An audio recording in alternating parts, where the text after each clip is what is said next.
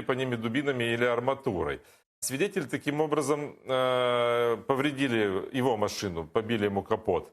Кроме того, Ибадлаев подчеркнул, что видел Джемилева на встрече с людьми, и тот стоял на одном месте, а не пытался пройти в сторону Армянска, как утверждают оккупанты, якобы нарушив несуществующую границу.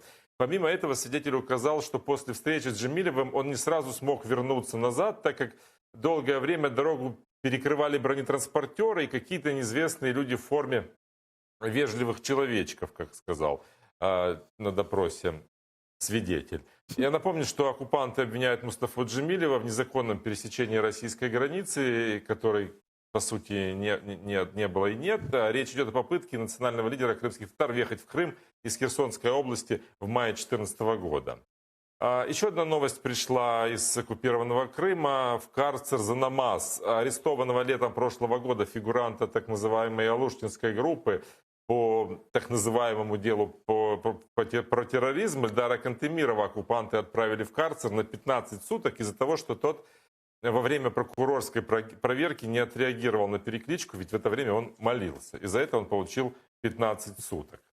На приговор 7 крымским татарам в российском Ростове отреагировал Европейский Союз. Осужденных в среду этим судом и в ЕС потребовали освободить и снять все обвинения. Там заявили, что не признают применение российского законодательства в оккупированном Крыму. Это нарушает и международное право, как и, собственно, сама передача граждан Украины из Крыма в суды России тоже нарушает международное право. Об этом заявили во внешнеполитической службе ЕС. Я напомню, что в среду Южный окружной военный российский суд приговорил 7 фигурантов 2-й Бахчисарайской группы в так называемом деле про терроризм космическим сроком от 13 до 15 лет. Всего 110 лет на 7. Расскажем еще одну такую вопиющую историю. Летом в Крыму разгорелся скандал из-за дома ребенка Елочка. Приемные родители, которые там усыновили 2-летнего мальчика Сережу, обвинили администрацию дома в том, что те довели ребенка до истощения. Ребенка им долго не отдавали, ссылаясь на эпидемию коронавируса. А когда его удалось забрать, увидели, что Сережа балансирует между жизнью и смертью. Оказалось, что они не одни столкнулись с такой проблемой. Этот скандал получил огласку. Оккупационные власти пытались его замять. Заявляли, что в Елочке хорошие условия содержания детей. И вот сейчас появилась новая информация после прокурорской проверки этого дома. И расскажем, подтвердила ли эта проверка обвинения. Ну, вот такие вот новости к этому часу. Подробнее уже позже. А не забывайте смотреть выпуски новостей «Заман» в 19:00 на украинском и в 21:00 на крымско-татарском. Спасибо тебе большое. Это был наш журналист Роман Спиридонов из Ньюзрума. Сказал о самых последних новостях из временно оккупированного Крыма. Я хочу отметить, что Европейский Союз не признает применение российского законодательства в аннексированном Крыму и Севастополе, поскольку это незаконно согласно международному праву, а также передачу граждан Украины из Крыма в суды России. Европейский Союз призывает Россию отменить эти решения и освободить всех незаконно задержанных українських граждан. Далее в цитаті. ЄС очікує, що Росія припинить тиск на кримсько-татарську громаду. На півострові мають бути гарантовані міжнародні стандарти прав людини, повний, вільний і необмежений доступ міжнародних правозахисників на всю територію України, включно з Кримом і містом Севастополь, як і раніше має першорядне значення. Это как-то влияет на Российскую Федерацию? Какое это имеет сейчас значение, вот высказывание недовольства и требования в отношении России освободить всех политических заключенных?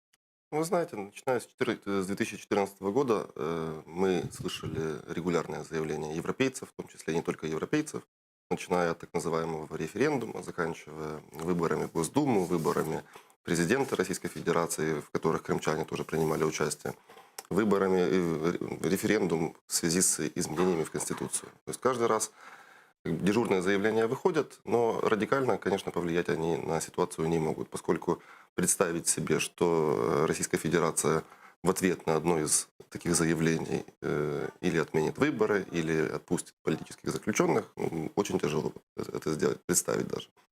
Вот, в связи с этим скорее это заявление адресовано больше Украине, нежели России. Оно показывает поддержку именно украинской позиции, незаконность аннексии Крыма, ну и настрой европейцев все-таки хоть как-то давить на россиян в связи с теми событиями, которые происходят в Крыму. Ну, вот недавно вынесли ужасные сроки крымским татарам от 13 до 19 лет лишения свободы абсолютно не за что, как мы видели. И санкции как-то не усиливаются. Да, но, к сожалению, даже первый пакет санкций, который непосредственно после аннексии был объявлен, он носит персональный характер. Это уже после того, как началась война на Донбассе, и существовали секторальные санкции. И поэтому сегодня есть мнение, что русские не боятся продолжения или сохранения санкций именно в их крымской части. Их цель – снятие санкций, которые касались Боинга, Донбасса и всех связанных с этим событий. То есть крымские санкции не страшны для России? Вы знаете, да, санкции, поскольку они не обновлялись, то с течением времени учатся обходить их. Мы видели о том, что в том числе оборудование немецких предприятий, таких как Siemens, поставляется фактически в Крым. Хоть и платежные системы мировые не работают там, но тоже научились обходить эту историю. Насколько я понимаю, там действует карта, так называемая МИР, которая тоже на сегодня уже подвязана, по сути, под MasterCard и Visa в плане международных систем расчетов. То есть, насколько я понимаю, сегодня даже рассчитаться карточкой уже представляется возможным, если вы находитесь на территории Крыма. То есть, да, они постепенно угасают, и если их не возобновлять, если их не усиливать, то они, мало того, что они и так недостаточно сильны, но в то же время они утрачивают свое значение с течением времени. З нами сейчас на прямой связи Роман Громак, менеджер з міжнародних зв'язків Центру прав людини «Зміна». Роман, здравствуйте. Доброго вечера, Костя. Добрый вечер. Да. Как мы можем сегодня защищать права своих граждан на территории временно оккупированного Крыма? Вы, наверное, знаете, что недавно были вынесены уже ужасные приговоры, сроки в отношении наших политических заключенных. Дивіться, якщо дозволите, я б хотів почати з такого короткого пояснення більш загальної картини. Тобто, з чого складається архітектура того, що ми називаємо дипломатичним тиском або політичним тиском на Росію в питаннях порушень прав людини. Це, насправді, механізм, який досить складний, і він досить не швидкий, на жаль. Він не діє наскільки швидко, як би цього хотілося. І тут я хотів би зробити маленьку рефлексію на тему, яку ви зачепили перед розмовою, саме про санкції. Насправді, логіка наступна. Санкції є секторальні, санкції є персональні, і їх вводять на різному рівні окремі держави. Так само зараз Євросоюз знаходиться на порозі запровадження власного механізму персональних санкцій щодо порушників прав людини. І я думаю, найлегше для розуміння, найкраще дивитися на всі ці процеси в комплексі. Наприклад, ми у Центрі прав людини «Зміна» разом з колегами з інших правозахисних організацій, які вже 6 років займаються моніторингом і документуванням порушень прав людини в Криму, зараз надіслали свої пропозиції щодо доповнення тексту майбутньої резолюції Асамблеї ООН по ситуації з правами людини у Криму і місті Севастополі. І внесли цілий ряд нових поправок, які, власне, рефлексують на ті речі, які відбулися за 2020 рік, за нові порушення, за погіршення ситуації в багатьох сферах. В майбутньому тексти після прийняття цієї резолюції стають одним з основних джерел, до яких даються і політики, і дипломати, в тому числі в процесі накладання персональних санкцій. Також ними користуються і міжнародні суди, і трибунали. Тому, якщо дивитися на цей процес більш комплексно і в трохи довшому періоді часу, то тоді логіка стає зрозумілою, і ми бачимо, що тиск підвищується. Дуже дякую вам. Роман Громак, менеджер з міжнародних зв'язків Центру прав людини «Зміна», був с нами на прямому зв'язку. Я открываю сейчас новостную ленту, и, знаете, очень много новостей появилось по Беларуси. Я бы хотела с вами еще немного обсудить эту тему, учитывая, что член Президиума Координационного совета белорусской оппозиции Максим Знак объявил голодовку. Решение оппозиционера вызвано тем, что ему предъявили обвинение о призывах к действиям, направленным на причинение вреда национальной национальной безопасности Беларуси, говорится в сообщении. Также в Беларуси сказали, что в ответ на санкции они могут ввести меры против зарубежных СМИ. Об этом заявил министр иностранных дел Беларуси Владимир Макей, передает телекомпания СТВ. По его словам, Беларусь не будет инициировать действия, направленные на ухудшение отношений с Европейским Союзом или отдельными его участниками. Вот, возвращаясь к теме Беларуси, обсуждая эту тему, что, на ваш взгляд, сегодня там происходит? Как вы можете оценить всю ситуацию? Ну, происходит определенный политический кризис, которым на сегодня удачно воспользовались в своих интересах россияне. Поскольку сегодня получается ситуация следующая. Мы видим, что протесты, они затухают, по сути. Не вышли они на какой-то уровень противостояния, который бы мог свалить Лукашенко. Добиться иначе, когда суды полностью, по сути, принимают сторону власти, а не закона, когда действует КГБ, оно так продолжает называться КГБ. То есть мы, например, исходим из того, когда мы говорим про службу безопасности Украины, это уже совсем другое, чем то, что было КГБ в Советском Союзе. А они застыли в том числе и в этой части примерно на 30 годами ранее, в отличие от нас. И в этой всей связи, даже если посмотреть на то, что там основным субъектом политического процесса являются трудовые коллективы, это прямо предусмотрено их законодательством, и много таких вещей, то есть сегодня мы исходим из того, что компромисс для Лукашенко – это, по сути, сдача своих интересов национальных в пользу Российской Федерации. И второй момент, гарантией этого всего сегодня видится конституционная реформа, которую тоже объявил Лукашенко. То есть немного выпустят пар в свисток, разрешат, по сути, партийную деятельность, возможно, сделают пропорциональные выборы и усиление полномочий правительства. Это необходимо россиянам, прежде всего, для того, чтобы иметь возможность контролировать политическую систему через своих агентов влияния или через тех, кто симпатизирует им. Поскольку Лукашенко, он хоть и подписывал договор о создании союзного государства и ряд других документов, все же он был человеком своенравным, и он исповедовал в определенной степени политику многовекторности. А когда сегодня он остался, по сути, один на один со своим союзником Российской Федерации, то в силу просто разного масштаба экономики, военной силы и так далее, сегодня они пытаются его проглотить окончательно, и тенденция такая, что у них на сегодняшний день, по крайней мере, это получается. Беларусь усиливает границу с Украиной и закрывает с Польшей и Литвой. Такое решение принял исполняющий обязанности президента Беларуси Александр Лукашенко. Не забыл диктатор и обратиться к народам этих стран, призвав их остановить своих безумных политиков. Давайте его послушаем. Ми змушені відвести війська з вулиць, півармії поставити під рушницю і закрити державний кордон із Заходу, з Литвою і Польщею. Ми змушені посилити державний кордон, на превеликий жаль, з нашою братською Україною. На такие действия белорусской стороны остро отреагировали у нас, конечно же, в Украине. В частности, министр внутренних дел Арсен Аваков просто сказал, что Лукашенко сошел с ума и посоветовал ему выпить водички. Более официально ответил сегодня украинский МИД. Глава ведомства Дмитрий Кулеба выступил во время срочных дебатов по ситуации в Беларуси в рамках 45-й сессии Совета ООН по правам человека. В своей речи он обратился к России. Давайте послушаем. Ми застерігаємо Росію від кроків, які можуть призвести до підриву політичного суверенітету Білорусі та подальшої дестабілізації ситуації в регіоні в цілому. С нами сейчас на прямой связи Беларусь. Юрий Губаревич, белорусский политик, руководитель движения «За свободу» с нами на прямой связи. Здравствуйте. Добрый день. Что у вас там происходит в Беларуси? Расскажите, как вы оцениваете вот эти действия Александра Лукашенко, то, что он перекрывает границы с Польшей и Литвой и обращается к Украине, усиливает границу с Украиной? К сожалению, тяжело найти какую-то адекватность в действиях Александра Лукашенко, как и в его словах, которые звучат уже последние месяцы. Начиная еще, наверное, с периода борьбы с коронавирусом, этот человек просто демонстрирует, что у него отсутствует связь с реальностью. И заявление про закрытие границ, конечно, тут за ними не последовало пока никаких конкретных действий, кроме усиления контроля за гражданами, которые проезжают на территорию Республики Беларусь. Их просто не впускают при наличии хоть какого-то товара или там даже пачки кофе, которые люди пытаются ввести на эту территорию. Ну вот, наверное, и весь результат на сегодняшний день вчерашних громких слов.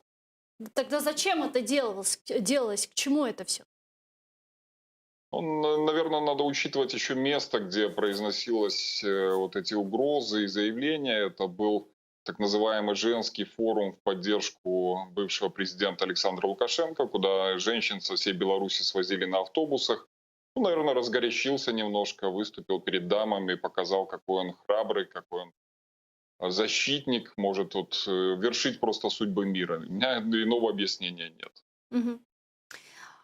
Планируется ли проведение протестных акций, митингов на эти выходные? Будет ли марш? Что будет? Расскажите.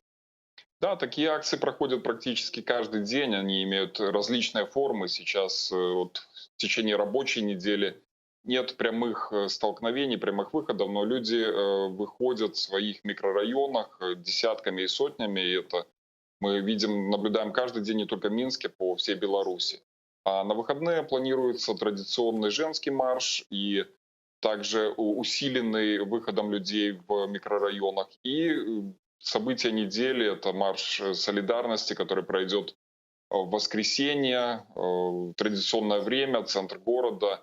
Это уже, наверное, будет 6-е или 7-е мероприятие. Тут действительно очень легко сбиться со счета, такое масштабное. Но все предыдущие показывали, что уровень протеста не падает. Причем уличного протеста, имеется в виду, выходит по-прежнему огромное количество людей по всей Беларуси. Я думаю, что отката назад тут не произойдет, так как настроение очень радикальное у людей и доходит уже до открытого сопротивления действиям людей без формы, которые пытаются захватить протестующих.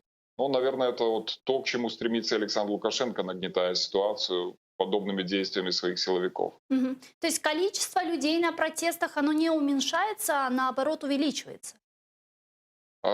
Тяжело оценить по протесту, который прошел в последние выходные, в воскресенье. Там было рассредоточение больших масс людей по разным территориям. Но опять-таки по подсчетам это число участвующих составило не менее, чем все предыдущие выходные. Так что тут об уменьшении говорить точно не приходится. Рассчитываете ли вы на то, что Лукашенко добровольно оставит власть и уйдет? Тяжело сказать, когда он примет такое решение, или это решение будет принято его окружением, но так или иначе это неизбежный путь для белорусской диктатуры, так как внутренних резервов для поддержания вот даже той мнимой стабильности.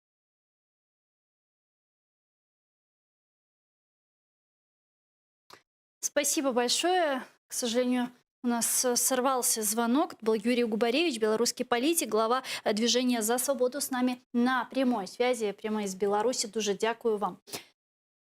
Что будет с протестными акциями в Беларуси? Потому что многие эксперты говорят о том, что в случае, если они не будут радикализированы, то ни к какому итогу не приведут, и Лукашенко будет их сводить на нет, пока они окончательно не будут маргинализированы. Я согласен с этим мнением, поскольку не вижу никакого стремления к серьезным каким-то действиям, в том числе и противостоянию. То есть, когда даже речь шла про первые дни протеста, когда он был особо массовым, обратите внимание на фотографии, когда люди, выходя на площади, даже не выходили на проезжую часть. Они были строго в тех местах, которые не мешали движению транспорта. Это говорит о том, что все равно протестующие в основном играют по правилам. По правилам, которые прописаны в белорусском законодательстве в этом смысле. А выиграть, играя по правилам с тем, кто правила создает и пишет, невозможно. То есть, если вы не нарушаете эти правила, вы, будучи в плену у них, против этой силы, которая легитимирует сам закон, вы выиграть не можете в любом случае. Далее, на этой неделе, мне кажется, или в конце прошлой недели, там был такой показательный случай, когда я слышал интервью оппозиционера белорусского, его спросили, а почему разошелся там в такой-то день протест? На что он ответил? Потому что пошел дождь. То есть даже в этом смысле так себя не ведут настолько решительные люди. То есть все, что можно сделать, все, что можно выжать из сегодняшней ситуации, это дождаться этой реформы, организоваться в партию и бороться уже в рамках парламентской или парламентско-президентской республики, которой может стать Беларусь после принятия новой конституции бороться уже в парламентский способ за места и за представительство своих интересов. То есть вы думаете, что все-таки конституционная реформа, о которой говорил Александр Лукашенко и заручился поддержкой Владимира Путина на встрече, которая состоялась в понедельник, все-таки эта реформа будет проведена, в дальнейшем, возможно, проведут выборы президента Беларуси, Лукашенко предоставит какую-то должность, и мы увидим через 2 года, возможно, какое-то союзное государство? Ну, во-первых, союзное государство уже есть на бумаге, правда. Ну, на только. бумаге, да, То, понятно. что она будет воплощаться в реальность, можно об этом судить из того, что даже президент Путин, когда поздравлял Лукашенко, там текст поздравления примерно на 2/3 состоит из напоминаний и упоминаний так называемого союзного государства и желаний углубить интеграционные процессы между россиянами и белорусами. Дело в том, что, во-первых, изменение Конституции, оно отвечает одновременно и интересам Российской Федерации, и интересам развития политической системы Беларуси. Потому что сегодня, в той ситуации, которую мы имеем, проблема Лукашенко даже не в том, что его не поддерживает большинство населения, а проблема в том, что он надоел даже тем, кого он поддерживает. То есть люди привыкли, люди не нуждаются в силу своей природы в разнообразии. Знаете, это как, например, есть такие зверьки, лемуры. Их кормят бананами в зоопарке. Но если вы просто будете давать им бананы каждый день, то они умрут со скуки. А если вы будете каждый раз их нарезать в разной форме, при том, что это будут те же бананы, у них будет все хорошо, и они будут жить. То есть вопрос определенной усталости, он всегда характерен для такого плана обществ. То есть если даже, по сути, политическая система не изменится, даже если элита останется та же, но это приобретет новые формы, неведомые доселе белорусам, поскольку они в плане политики продолжают жить в Советском Союзе. То есть если даже посмотреть блоги господина Тихановского, жена которого сегодня участвовала в выборах и находится в Литве, то они совершенно отличаются от того, что мы видим, как работают в Украине, к примеру, оппозиционные политики. Потому что он приезжал на автодоме, брал микрофон, камеру, становился напротив разрушенного там коровника какого-то и рассказывал о том, что власть бесхозяйственная, и что когда он станет президентом, таких коровников ужасных в Беларуси больше никогда никто не увидит. То есть для нашей повестки, для нашего понимания это совершенно как бы примитивное что-то такое. У нас мы вращаемся в других смыслах совершенно. То есть даже если мы говорим про, к примеру, киевские выборы, мы же не видим, по сути, очень считанные люди, в принципе, там, например, отдают какое-то внимание проблеме жилищно-коммунального хозяйства. Сегодня среди претендентов один Кучеренко, наверное, это делает, все остальные говорят про большие глобальные вещи. То есть сознание украинцев мы меряем белорусов своим пониманием. Да, но это, мы очень наверное, сильно неправильно, мы очень отличаемся. Давайте перейдем к следующей не менее важной теме, а это Донбасс. Сегодня вице-премьер-министр, первый заместитель главы украинской делегации в трехсторонней контактной группе в Минске, выступая с трибуны Верховной Рады Украины, то есть Алексей Резников, заявил, что Украина не будет прописывать в Конституции особый статус Донбасса. Он подчеркнул, что Минские соглашения требуют изменений. Об этом он сказал в ходе часа вопросов к правительству. Давайте послушаем віце-прем'єра. Президент дав чітке розуміння того, що ніяких змін до Конституції України про включення туди якогось особливого статусу не буде. Це виключено. Також президент неодноразово говорив, що Мінські угоди вимагають змін. Це позиція, яку ми відстоюємо в тристоронній контактній групі. Георгий Тука, экс-заместитель министра по вопросам временно оккупированных территорий, с нами сейчас на прямой связи. Здравствуйте. Алло, слышите ли вы нас, Георгий? Да, добрый день. Да, добрый день. Вот вы услышали сейчас заявление Алексея Резникова, который говорит, что никакого не будет закона об особом статусе Донбасса, и что Минские соглашения они требуют изменений. Увидим ли мы действительно изменения Минских соглашений? У меня такое впечатление, что у Алексея Резникова, как в принципе и у всей команды Зеленского, наявлен какой-то дуализм. С одной стороны, он заявляет, что Минские соглашения требуется изменить, что президент заявляет о отказе фактически внесения изменений в Конституцию. А с другой стороны, во время того же самого выступления в парламенте он агитировал за внесение изменений в постановление в пункт 4 постановления о назначении местных выборов, мотивируя это тем, что противоположная сторона, Российская Федерация, фактически в ультимативном варианте, в ультимативной форме требует таких действий от стороны Украины, мотивируя это тем, что якобы текст принятого постановления не соответствует тем самым Минским соглашениям. А что там Поэтому- принципиально не соответствует Минским соглашениям? Представителям Российской Федерации не нравится, что в декларативной части в 4 пункте говорится о том, что выборы на ныне оккупованной территории части Донбасса пройдут только после процесса деоккупации, демилитаризации и после того, когда иностранные войска и наемники и техника покинут территорию Украины. Они считают, что это противоречит, если не ошибаюсь, 11 пункту минских протоколов, где сказано о том, что выборы на оккупированной части, ныне оккупированной части Донбасса и пройдут прежде, чем Украина получит контроль над государственной границей. А вы видели проект постановления народного депутата от фракции «Слуга народа» Александра Качуры с внесением изменений вот этот 4 пункт? Видел и Что скажете? вариант, который был внесен голосом. Но интересная деталь. Во-первых, Качура старается манипулировать, потому что изменения, которые были предложены партией «Голос», они были предложены до того момента, когда произошло первое заседание трехсторонней контактной группы, на котором россияне потребовали в ультимативной форме от Украины внести изменения в соответствующее постановление. А сам Качура как раз внес это свое предложение примерно, если не ошибаюсь, в течение 4 дней после первого событийного факта. 28 июля он внес это постановление, а постановление Верховная Рада приняла 15. Совершенно верно. А первое заседание трехсторонней контактной группы, если не ошибаюсь, оно прошло с 17 или 18. Угу.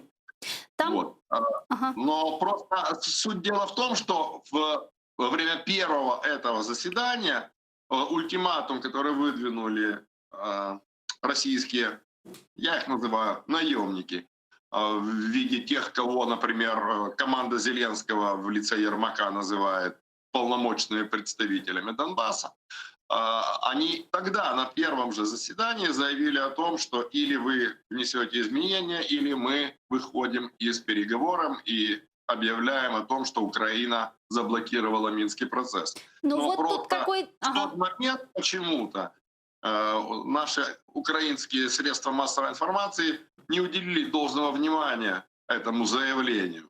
И после этого прошла пауза примерно 1,5 неделя. Второе заседание трехсторонней контактной группы. И вот уже на втором заседании, когда вот в тот момент, когда присутствовал на онлайн этой конференции непосредственно уже Козак, когда это заявил Козак, и когда об этом заявили представители непосредственно российской стороны в трехсторонней контактной группе, и российские СМИ об этом начали говорить, вот тогда уже Украина начала каким-то образом чухать затылок и рассказывать: да, вот вы знаете, так вот у нас получилось. Ну смотрите, выборы же провести в ОРДЛО, даже если будут внесены эти изменения, сейчас невозможно, потому что избирательный процесс уже пошел. Здесь надо понимать, что важен не сам факт внесения каких-либо изменений, как сам факт того, что впервые на 7-м году ведения войны руководитель трехсторонней контактной группы господин Леонид Кравчук не послал куда подальше представителей Российской Федерации, которые выдвинули в 155 раз ультиматум, а перепасовал этот мяч в Верховный Совет. Ну вот как я вижу это, вот я просто смотрела, читала постановление Верховной Рады от 15 июля и читала проект постановления народного депутата Александра Качуры. И как мне представляется, для Российской Федерации важно, чтобы с нее сняли статус оккупанта, потому что вот в этом 4 пункте в принятом уже постановлении четко говорится, кто есть агрессор, кто контролирует, финансирует и поддерживает боевиков на Донбассе. А в проекте постановления Александра Качуры нет никакого упоминания о том, что Российская Федерация агрессор, оккупация и так далее.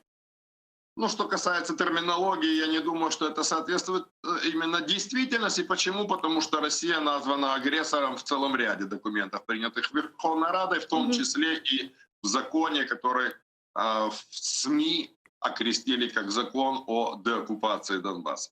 Там напрямую названа Россия страной-агрессором. Поэтому, но такого демарша со стороны России не было. Поэтому, с моей точки зрения, это исключительно 155-й раз Россия пытается надавить на Украину. Спасибо вам большое. Шантажировать Украину ультимативными требованиями еще и до Кравчука было очень много. Но всегда команда находила возможность отказываться от рассмотрения ультиматума со стороны России. Дякую вам. Георгій Тука, заступник міністра тимчасово окупованих територій 2016-2019 роки, був з нами на прямому зв'язку. Как вам видится эта вся ситуация? Я думаю, что мы на ровном месте сами себе создали проблему, поскольку был бы там 4-й пункт, не был бы там 4-го пункта. Вы верно сказали, что выборы провести и по состоянию на лето было невозможно в РДЛО, поскольку необходим особый закон, необходимо согласовать очень много деталей, в том числе и на политическом уровне и так далее. То есть у нас, во-первых, действительно, пан Тука прав в том смысле, что Россия оккупантом названа в ряде законодательных актов в том числе, при том, что постановлением имеет характер подзаконного акта. И было бы там в 25-й раз, останется ли в 25-й раз это упоминание, оно ничего не дает.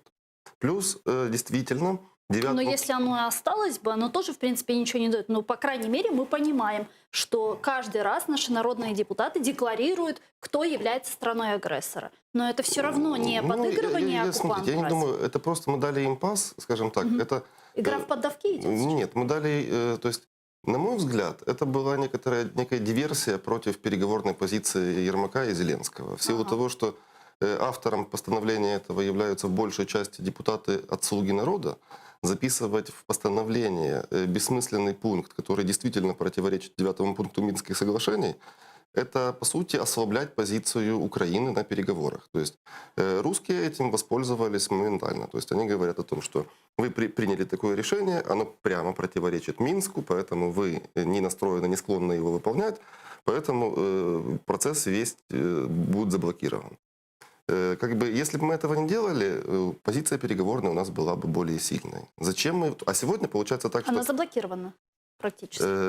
Сегодня да, но в связи с тем, что есть ссылка на наш документ, который действительно можно принести, показать и французам, и немцам, и они ответить ничего не могут, в том смысле, что противоречие является там очевидным. Скажите, а если, вот как Резников просил принять Верховную Раду Украины мудрое решение, да? Вот если будут приняты вот эти изменения в постановление, что дальше? Если мы хотим продолжать Минский процесс, то у нас, по сути, выбора нет. Нам нужно его и менять, это постановление. Поскольку, но с другой стороны, это получается, как будто бы мы выполняем ультиматумы, которые нам предъявляют так называемые лидеры РДЛО и россияне. Ну, очевидно, да.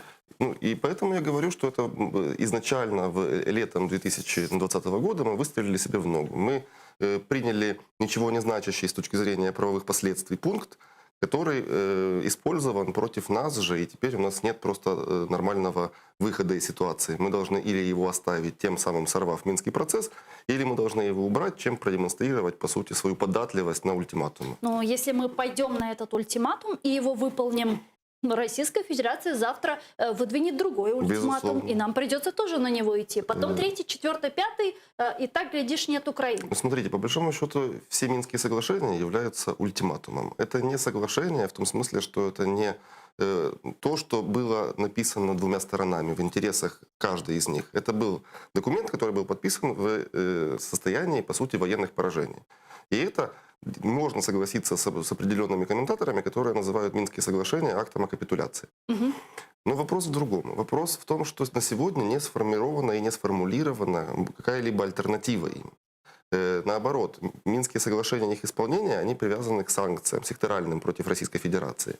И мы попадаем тоже в такой цугцванг, то есть любой ход, он ослабляет нашу позицию. Если мы выходим и говорим прямо и честно, что мы не будем исполнять Минские соглашения, с России снимают санкции в большей мере, Если мы их исполняем, мы, по сути, теряем часть суверенитета, поскольку у нас на территории появляются два субъекта, которые владеют отдельными признаками государств. У них, по сути, свои войска, у них, по сути, свои права на трансграничное сотрудничество с Российской Федерацией и много-много других вещей, в том числе там вопрос языковой политики и не только ее. А есть ли какая-то панацея? Мне она неизвестна, понимаете. У нас в обществе, к сожалению, тоже мы за эти 6 лет практически далеко не все, включая народных депутатов, прочитали 2 страницы Минских соглашений. То есть они иногда, и на самом деле очень многие, выдают желаемое за действительное. Выдают, говорят о том, что сначала граница, потом выборы и много других вещей, которые прямо противоречат. И это мы не дошли еще до истории с прокуратурой своей, со своими судами, с милицией народной на танках, с градами и так далее. Мы только сегодня дискутируем вопрос, например, амнистии. Но оно за собой влечет очень большие сложности, проблемы, и общество еще не до конца осознало природу этого документа. И на сегодня, несмотря на то, что большинство украинцев действительно стремится и желает завершения войны и хочет мира, по поводу того, каким образом его достичь, любая из позиций, любой из подходов не набирает на сегодняшний день более 20% поддержки. Такая ситуация в обществе в целом, такая ситуация в середине правящей партии. И это все вынуждает президента Зеленского пытаться все-таки найти какие-то точки, где будет достигнут компромисс и, возможно, будет убедить и своих парламентариев, и украинское общество в том, что именно это является выходом из ситуации. Но в этом случае мы натыкаемся на категорическую позицию Российской Федерации, которой абсолютно выгодны Минские соглашения в том виде, в котором они существуют, и они на протяжении всего этого времени настаивают постоянно на том, чтобы они были исполнены именно так, как предполагалось в 2015 году при их подписании. Часть экспертов говорит, что те уступки, на которые сегодня готова пойти украинская власть, все для того, чтобы состоялась встреча 4 лидеров в нормандском формате. Как, впрочем, это было и в прошлом году, когда, помните, мы выполняли ряд условий в виде разведения войск на Донбассе, подписания формулы Штайнмайера и имплементации ее в закон. Как вы думаете, вот те уступки, на которые мы можем пойти, это все для нормандской встречи? Понимаете, нормандская встреча сама по себе, она не способна ничего решить, поскольку все равно основные решения должны быть приняты, если исходить из текста Минска, должны быть приняты не 4 лидеров, а должны быть приняты в украинском парламенте. Эта бы встреча очень хорошо бы сыграла на руку Зеленскому, в том смысле, что накануне местных выборов это было, дало бы возможность, потому что сегодня мы видим по всем опросам, что «Слуга народа» не блещет. Мягко говоря, у них, скорее всего, не будет ни одного мэра в больших городах. Мы видим, что действующему мэру и в Киеве Кличку проигрывают просто в одни ворота. И в Харькове, в Одессе, в Днепре примерно та же ситуация. То есть, в принципе, такая встреча, она бы там 5-7% бы к местным выборам бы добавила без вопросов. Но я думаю, что они понимают прекрасно, и все это понимают, что ни одно решение, принятое в рамках нормандского формата, само по себе не способно. Ну, только разве что это будет решение господина Путина вывести войска из Крыма, из Ордло. Такого решения ожидать оснований у нас нет. Поэтому это процесс, который, к сожалению, скорее всего, затянется еще на года. Перейдем к следующей теме. Европейский парламент утвердил резолюцию об отравлении Алексея Навального и подтвердил необходимость остановки строительства газопровода «Северный поток-2». За документ проголосовали 532 европейских депутатов, 84 против, 72 воздержались. Давайте послушаем. Європейський парламент закликає створити санкційний механізм, який би уможливив збір інформації та заморозку європейських активів корумпованих осіб, які фігурують у розслідуваннях Фонду боротьби з корупцією Навального. Лидер российской оппозиции Алексея Навального, он подвергся воздействию нервно-паралитического вещества из группы «Новичок» в отеле Томска, а не в аэропорту или самолете, говорится в расследовании издания «Проект». По данным издания, следы боевого отравляющего вещества обнаружили на бутылке, которую вынесли из номера Навального в Томске. Соратники Навального, оставшиеся в Томске сразу после новости об его отравлении, решили забрать из его номера все вещи, которые могут представлять серьезные улики. Появилась новость такая вчера.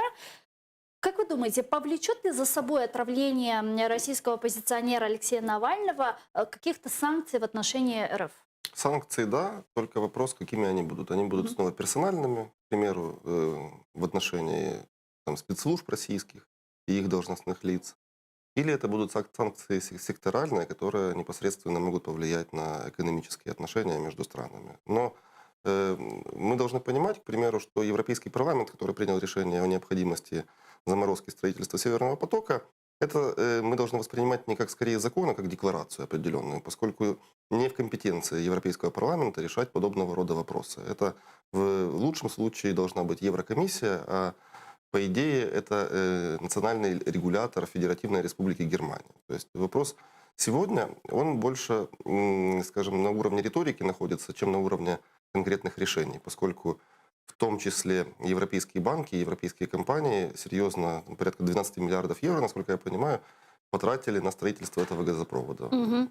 И Многие говорят, что вообще Северный поток-2 для Германии уже превратился в священную корову, и они не смогут от него отказаться. ну, вы знаете, получается так, потому что Германия дефицитная, энергодефицитная страна, и альтернативу российскому газу, при том, что голландские месторождения исчерпываются, норвежские исчерпываются, альтернативой может быть только американский сжиженный газ, который дороже практически в 1,5 раза. То есть это вопрос защиты своих экономических интересов, и очень часто в таких ситуациях такие интересы превышают вопрос защиты ценностей. Ценностей абстрактных, которые касаются в том числе деятельности российской оппозиции, прав человека в Российской Федерации и так далее.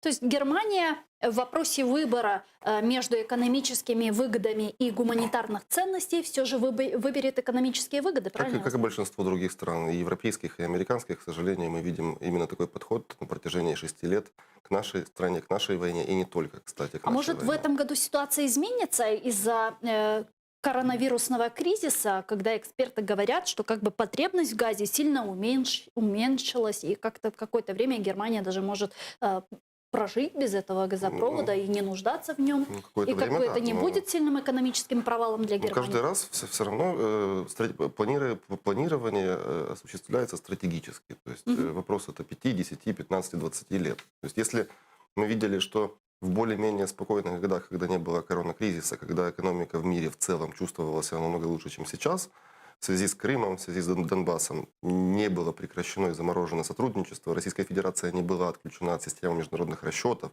и так далее, и так далее, и так далее, то считать, что сегодня, когда экономическая ситуация намного сложнее, что сегодня европейские государства в ущерб своим экономическим интересам углублять санкции будут, мне кажется, оснований практически никаких нет. Спасибо большое. Это был політолог, кандидат юридических наук Геннадий Дубов, гостем нашей студии. Дуже дякую. А я подключаю к нашей беседе сейчас российского публициста Бориса Стамахина. С нами на прямой связи. Борис, здравствуйте. Здравствуйте. Вот хотела услышать ваше мнение относительно отравления Алексея Навального. Кто, зачем, почему? Ну, вы знаете, мое мнение может диссонансом прозвучать. Я когда услышал вот эти все новости о Навальном, о том, что он отравлен новичком, о том, что, так сказать, поднялся такой шум в мире, у меня возникло стойкое сомнение, потому что, понимаете, Навальный не та фигура, которая вот... Не та фигура, как он воспринимается на Западе. Он не такой отважный, так сказать, лидер оппозиции, которого действительно Путину необходимо было отравить, потому что он опасен. Навальный — это часть системы, на самом деле. Навальный — это человек, который встроен в систему и выполняет в ней свою определенную роль. Только для наивных людей он может быть подан как лидер оппозиции и какая-то, так сказать, серьезная угроза Путину. Поэтому я не очень верю в эту версию. А какая ваша версия, кто тогда мог отравить Алексея Навального, если он является одной из башен Кремля? Ну, понимаете, я, конечно, не обладаю всей информацией, как бы не общаюсь с башнями Кремля, но у меня стойкое ощущение, что больше всего это похоже на такую глобальную пиаровскую акцию, на акцию по раскрутию Навального. Когда я услышал, по-моему, вчера возникшее предложение о том, что надо присудить ему Нобелевскую премию мира, знаете, это как раз вот именно то, ради чего могут делаться такие вещи. Потому что Навальный таким образом выходит на какой-то еще более высокий глобальный уровень, получает премии и становится фигурой, которая обсуждается в Европарламенте на всяких, так сказать, высоких площадках и получает такой глобальный пиар.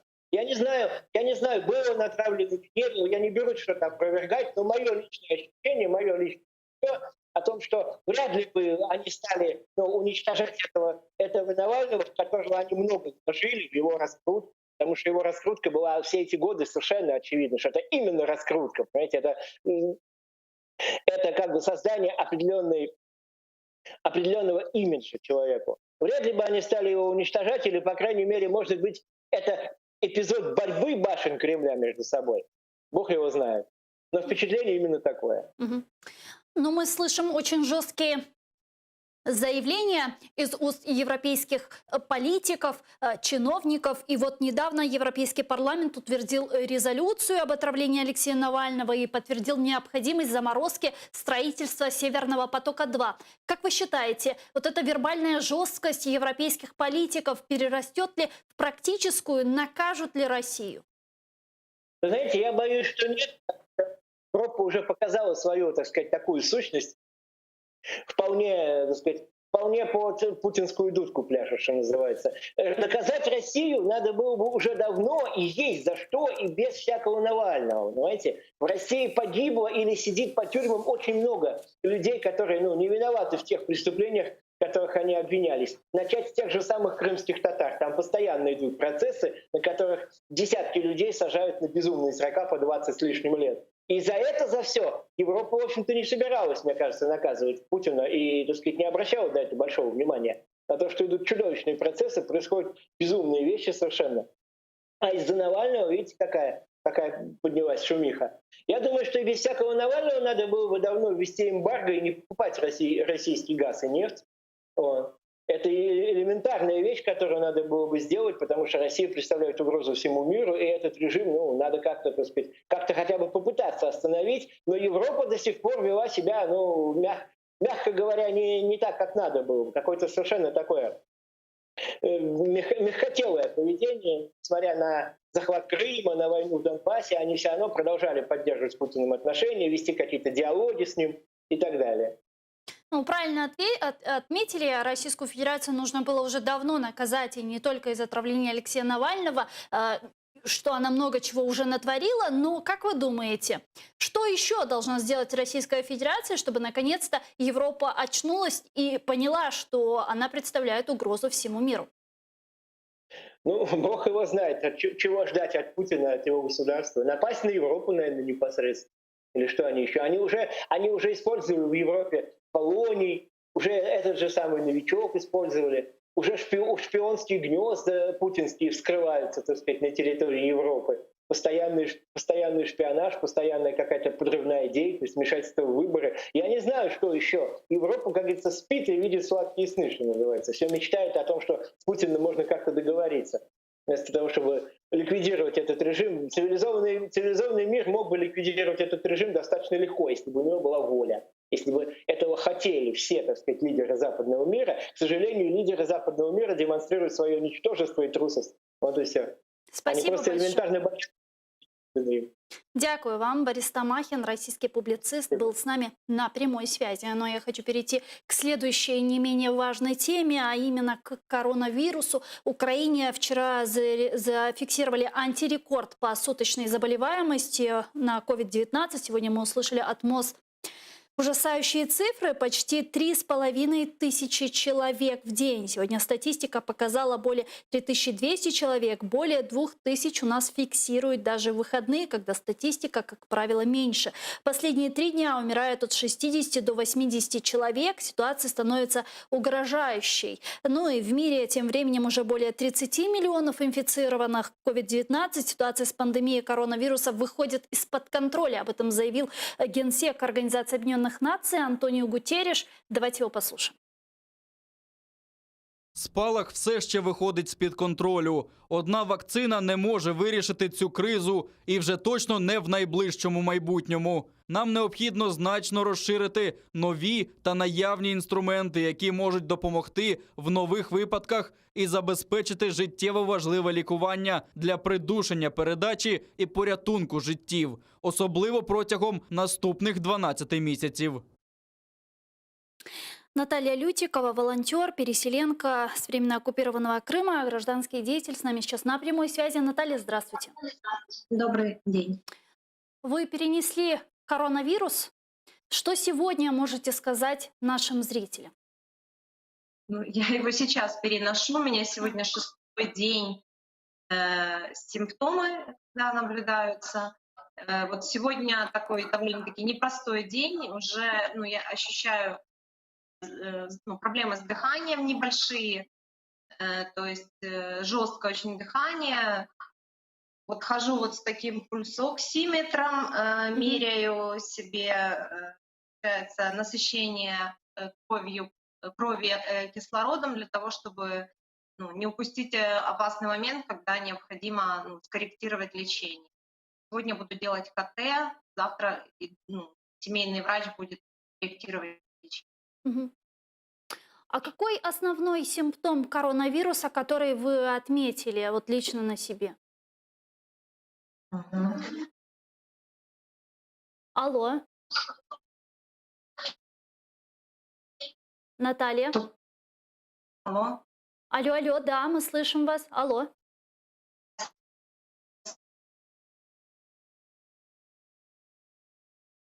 Алло. Алло. Алло.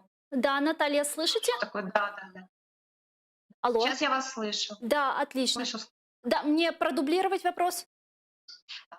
Не было слышно. Да? Смотрите, да, сегодня 6-й день симптомов. Сегодня я чувствую себя хуже, чем предыдущие 3 дня. Чувствуется затруднение дыхания, и буду сегодня делать КТ, и завтра корректировку от семейного врача получать, корректировку лечения. А какие основные симптомы коронавируса, которые кардинально отличаются от обычного гриппа, к примеру? Какие симптомы? Очень сильная слабость. Такая слабость, что порой невозможно дойти там туалетной комнаты от кровати. Очень сильная слабость. И ощущения напоминают, как после отравления тяжелого, когда восстанавливаешься. Вот, например, у меня было грибами когда-то отравление. Вот мне очень напоминает. Такая токсичность внутри организма. Наталья, и что вы бы сказали вот людям, которые все еще немного беспечно относятся к коронавирусной инфекции? Я хочу сказать, что у моего мужа уже умер друг. У моей подруги болеют свекровь и брат. В общем, у нас много знакомых вокруг, и в том числе, которые живут в Крыму, либо болеют, либо тяжело переболели. И я хочу сказать, что нужно беречься, нужно соблюдать все меры, необходимые носить маски, потому что нужно понимать, что в больницах количество мест в реанимации, оно ограничено. И понятно, что все переболеют, но максимально оттянуть нужно этот момент, когда вы заболеете, для того, чтобы не завалить сейчас вот этой беспечностью врачей таким потоком, с которым они не смогут справиться, больных. Да, это будет катастрофа. Дуже Я дякую вам. заболела Желаем... от ребенка. Спасибо. Она со школы принесла, да. Спасибо, Наталья. Мы желаем вам скорейшего выздоровления. Не болейте. Спасибо, что вы с нами связались. Наталья Лютикова, волонтер, переселенка из временно оккупированного Крыма, гражданский деятель, была с нами на прямой связи. Действительно, не будьте беспечными, берегите себя. Надевайте маски в общественных местах, чаще мойте руки, используйте дезинфицирующие средства и придерживайтесь социальной дистанции. Ну а я с вами не прощаюсь, прерываемся буквально на 5 минут и продолжим наш эфир в Уршкенче.